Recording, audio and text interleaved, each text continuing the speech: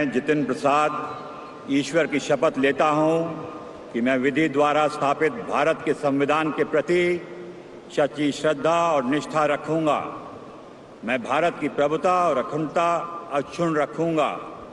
मैं संघ के राजमंत्री। नमस्कार मित्रों, कल एक अजीब नारा सामने आया। मैं लखनऊ रेलवे स्टेशन से सटे एक दुकान में टीवी पर मंत्रियों का पोर्टफोलियो देख रहा था। बगल में भगेलू नारा लगा रहा था, यादव हाक लगाएगा, बाभन शंख बजाएगा।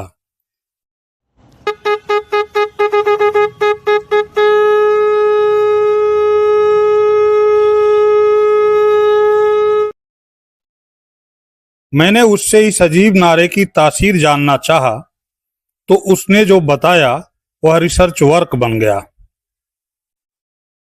बोला, यादव का काम अब केवल वोट गिरवाना रह गया है और बाभन का काम शंख बजाने तक सिमट गया है। उसकी इस बात पर खुद से बात किया तो पता चला कि 3.5 दशक बाद राजनीति ने फिर करवट ली है। यूपी की राजनीति में राज करने वाली दो जातियां रास्ते पर आ गई हैं। अगड़ों में कभी अग्रणी रहा ब्राह्मण अब मात्र शंख बजाने तक सिमट गया है। पिछड़ों के लिए राजनीति में पंगे लेने वाला यादव केवल हाक लगाने के लिए रिजर्व हो गया है। बानगी देखिए, लोकसभा चुनाव में यादव टिकट के लिए तरस गया तो बाभन बड़ी संख्या में जीतने के बाद भी मंत्रिमंडल से बाहर हो गया। सपा प्रमुख अखिलेश यादव ने कुर्मी वोट की खातिर खुद के परिवार को छोड़ एक भी यादव को टिकट नहीं दिया। भाजपा ने कुर्मी वोट के लिए मंत्रिमंडल में यूपी से एक भी बाभन नहीं लिया। आपका सवाल होगा, फिर जितिन प्रसाद राज्य मंत्री होने के नाते मंत्री परिषद में हैं, न कि मंत्रिमंडल में। मंत्रिमंडल मंत्री परिषद का वह हिस्सा है जो निर्णय लेने में भूमिका अदा करता है। शेष मंत्री परिषद निर्णय को लागू कराने तक सीमित होता है। जितिन प्रसाद देश के लिए प्रधानमंत्री को पदेन राय नहीं दे सकते, कैबिनेट बैठक में शामिल नहीं हो सकते। प्रधानमंत्री को रिपोर्ट करने के बजाय कैबिनेट मंत्री को रिपोर्ट करेंगे। नीति बनाने में उनकी कोई भूमिका नहीं होगी। खैर, मेन मुद्दे पर आते हैं।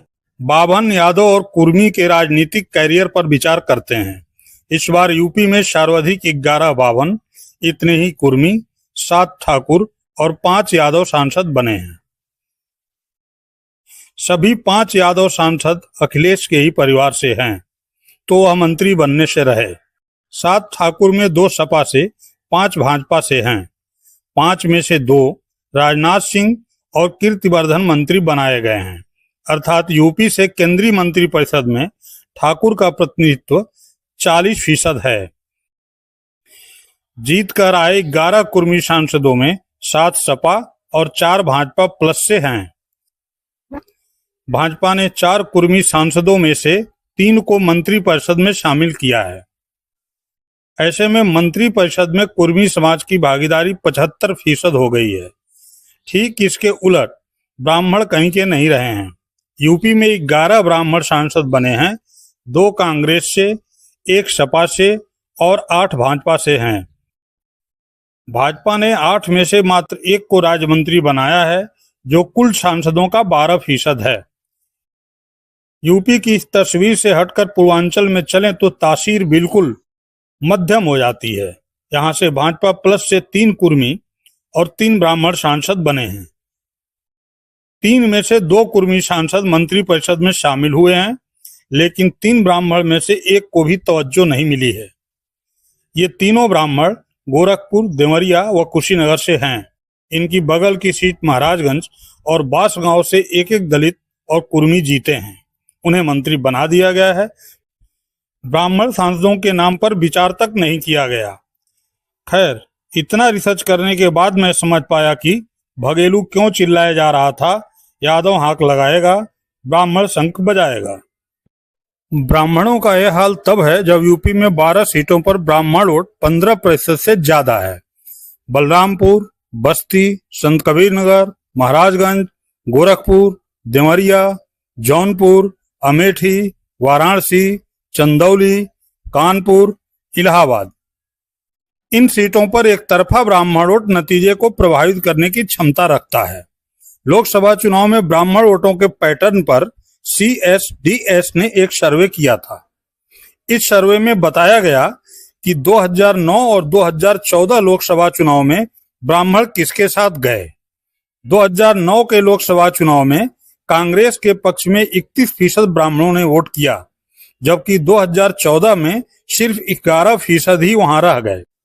वहीं बीजेपी को 2009 में 53% ब्राह्मणों ने वोट किया।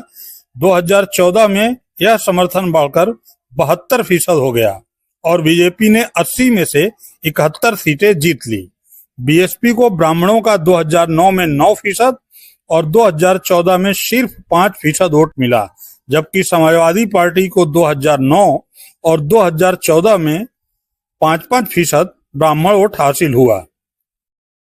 उत्तर प्रदेश में करीब 8% मतदाता यादव समुदाय से आते हैं, जो कि ओबीसी की कुल आबादी का 20% है। इस तरह ओबीसी समुदाय में सबसे बड़ी आबादी यादव मतदाता की है। इटावा, एटा, फर्रुखाबाद, मैनपुरी, फिरोजाबाद, कन्नौज, बदायूं, आजमगढ़, फैजाबाद, बलिया, संत कबीर नगर, जौनपुर, रायबरेली और कुशीनगर को यादव बहुल माना जाता है। सूबे के 44 जिलों में 9% वोटर यादव हैं, जबकि 10 जिलों में ये वोटर 15% से ज्यादा हैं। पूर्वांचल, अवध और ब्रिज के इलाके में यादव वोटर सियासत की दशा और दिशा तय करते हैं, लेकिन इस बार एक नीति के कारण एक झटके में यादव राजनीति हाशिए पर चली गई है। उत्तर प्रदेश की करीब 3 दर्जन विधानसभा सीटों और 8 से 10 लोकसभा सीटों पर जीत की भूमिका कुर्मी तय करते हैं। इनकी आबादी संत कबीर नगर, मिर्जापुर, सोनभद्र, बरेली, उन्नाव, जालौन, फतेहपुर, प्रतापगढ़, कौशाम्बी, इलाहाबाद, सीतापुर, बहराइच, श्रावस्ती, बलरामपुर, सिद्धार्थनगर, बस्ती, बाराबंकी, कानपुर, अकबरपुर, एटा, बरेली और लखीमपुर जिले में सबसे ज्यादा है। इन जिलों में कुर्मी वोट 9% ही है, लेकिन कुर्मी अपनी एकजुटता के चलते न केवल सभी राजनीतिक दलों के प्रिय हैं, बल्कि सत्ता में भी अग्रणी भूमिका निभाना शुरू कर दिए हैं।